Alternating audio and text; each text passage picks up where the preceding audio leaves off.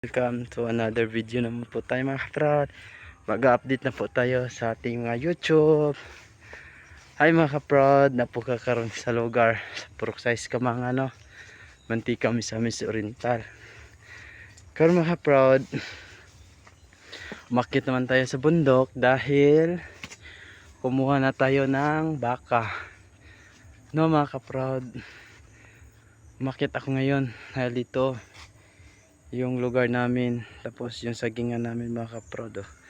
Akyat kami, kukuha ko din ng baka dahil yung baka namin mga kaprod kailangan alagaan, kailangan natin ibaba dito sa ating bahay para mag-iwas po tayo sa nakaw, no mga kaprod. Kasi mga kaprod, uso dito sa amin magnanakaw na kumuha ng kalabaw o mga hayop, no, mga alagang hayop natin mga kaprod. Kasi kailangan natin babantayan. Tapos dito mga kaprod, sa lugar namin, uso naman dito magnanakaw, kumuha ng kabaw, tsaka kahit ano po yung makikita nila dito. Pero dito is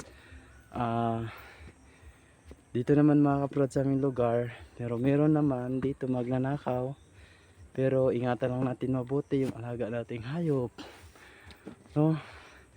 Nagbablog ako dito sa lugar namin sa Purok Size Kamanga, no mga kaprod, no.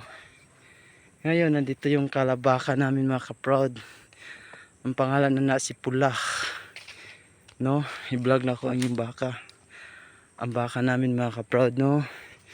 I-vlog natin dahil para po enjoy po tayo, diba? So mga kaprod, very nice dito sa lugar namin sa Purok Size, no. Grabe din mga kaprod. Tapos ito po yung isa kabaka namin mga kaprod, si Black, no, si Black ang pangalan, si Black.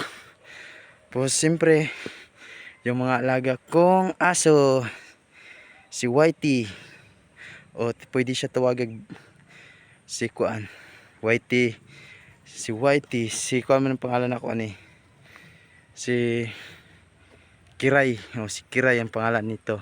Pwede po siya tawagin Whitey, pwede po siya tawagin Kiray.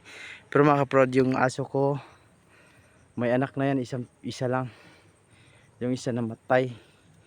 Yung isa naman si Snowbird, lalaki, mabait yan.